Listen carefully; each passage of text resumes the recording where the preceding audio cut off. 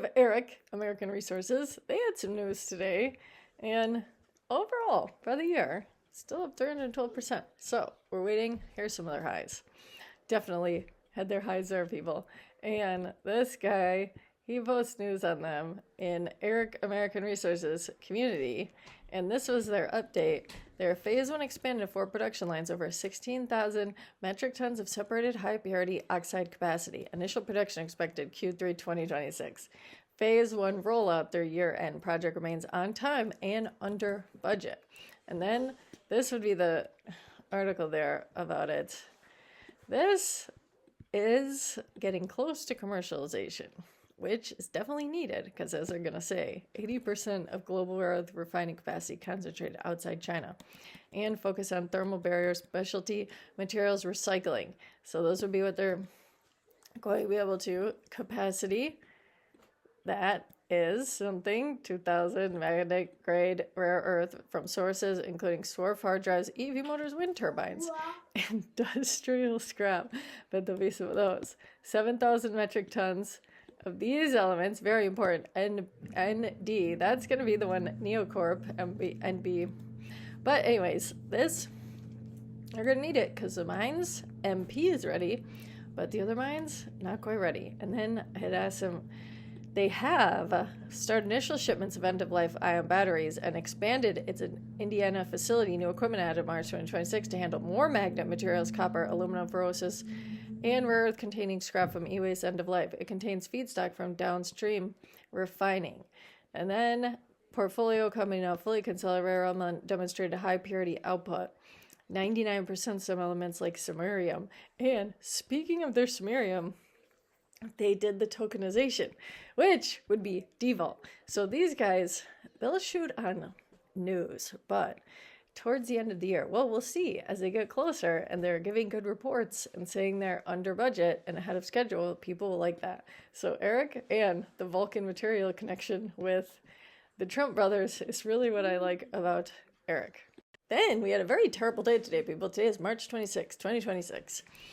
And things are down, to say the least, but not the little oil or even the little oil natural gas. But then we have Dvlt, people. I'm waiting for the shoe. I think they just need a couple more news articles and a good market day to send them flying, because we know they're going to have the $200 million 2026. So this is what they're putting out here. The other article did not work there. We have them. U.S. refined metals, as well as rare earth elements, to be tokenized in historic American strategic minerals and Dvlt idea. Dvlt and American strategic minerals debut mining $2 billion USD refined antimony-backed stablecoins will be followed by strategic development of future projects in gold, silver, and others. I think this is a big deal, people. But see, this is how they get the money. The strategic partnership to develop and monetize one of ASMI's resource extraction projects in Arizona through a $78.2 million digital tokenization initiative. Dvlt entitled to earn 20% equity interest in ASMI upon successful completion of performance milestones related to the tokenization program.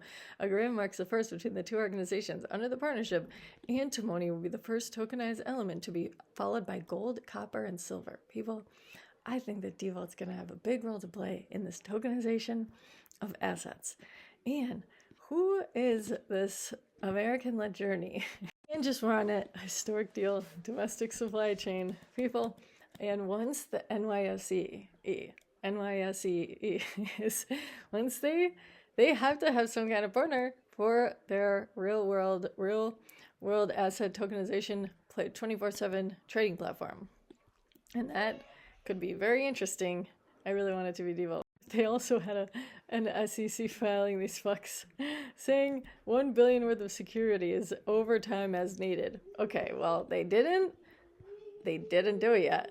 I'm hoping Dvlt gets a shoot on some of this news.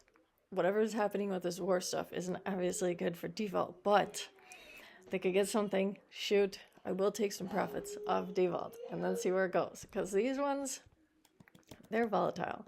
But I do believe in them. But I do think they're going to be volatile. But when they start to shoot, it will certainly be exciting. This is a company they partnered. See, privately held, acquiring, processing critical minerals, especially antimony. This is their flagship project. But see, this is good because it gets their foot in the door. what would it mean earn 20% of their equity only after hitting specific performance milestone in the 78 million tokenization program? We'll see how this goes, but all of these analysts keep saying that tokenization, from Jamie Dimon, Kathy Wood, they're saying it's all the rage. Then we have some Buru news from 4 hours ago. It's 9 p.m. now, and this filed amendment bond investment with affiliate of its executive chairman. On March 12th, the company agreed to subscribe to initial bonds issued by Supply at Me stock company, SIM3, with a nominal value of euro 5.25 million, maturing March 2029. Now, I put this through Grok, and this, an agreement, right? This in bonds issued by Supply. No new cash is going out from Buru. The investment is paid converting 4.8 million in prior inventory advances as Nuburu had already paid SIM3 between September and November. Bonds mature March 29th, 3-month Euribor. Pledge over inventory and receivables of Techni, the Italian company whose inventory is being monetized. Pledges over SIM3's bank account and VAT receivables. This is Zamboni's company. Nuburu's chairman is a founder and CEO of Supply Me, the parent affiliate, explicitly disclosed, formalizing turning old advances, which were essentially prepaid inventory funding, into a secured bond investment with interest and collateral protection. Gains upside from interest payments starting July 2026, has early redemption transfer options, but it carries credit risk to SIM3 and Techni's performance. I'm not too worried about Techni's performance. Now, I'm saying it's typical housekeeping, but I think this is bullish because we know that they're trying to 100% acquire Techni, which is a little tricky because it's an Italian company. And Buru is this American laser company that Zamboni wants to make into the next big defense player here. And not only defense, well, you could say the 3D laser printing is big. So to buy 70% of Techni, defense engineering firm making specialized military counter-drone electronic warfare. See, they already have the 80-20 joint venture though, so remember that. And they already have this they sit on a backlog from Techni of 6 million. So 69 million Italian Ministry of Defense orders is targeting 100 million combined revenue. That's the goal here. Golden Powers, Italian National Security Bureau, Security Defense, previously suspended the original deal after direct talks with the Italian government. Buru now has a clear runway. New Golden Power filing expected in April, literally weeks away. The signed bond structure converts old inventory advances into secure interest-bearing bonds. This keeps Techni's working capital strong. Bullish. It's positive housekeeping that de-risks the financing side, but see, people aren't going to see it that way. And what is this? A publicly traded UK fintech runs proprietary inventory monetization platform. Companies like Techni can turn revenue, physical inventory, or goods in transit, immediate cash liquidity without selling the assets outright. Supply chain finance 2.0. You know, that could be interesting with this collapsing of the private credit, though. It doesn't manufacture, it provides fintech software services for inventory back. Zamboni, founder and CEO, this is why the bond deal is a related party transaction. It does have revenue. Not really. No, you could say no. Tiny revenue for years while burning cash. Annual losses in the million. They recently shifted to an as-a-service model. That, not the best sign there. Fucking Zamboni. You better be able to do this. I swear to God. I don't know if it would help them. And we'll see what ends up happening. But they better announce something soon. And I think maybe it assists by backing the money with the Techni stuff. It shows that they certainly can do things with the Techni, so they are in control of it if they're using it as a backing or collateral.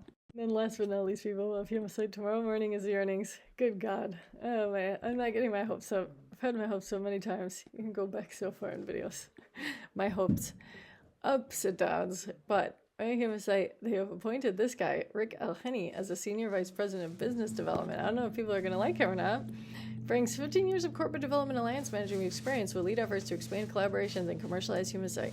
Prior roles include SVP, corporate development at Clearside, founder VP, where he led transactions including a $660 million sale and $250 million in out-licensed deals. Well, he better get something done here.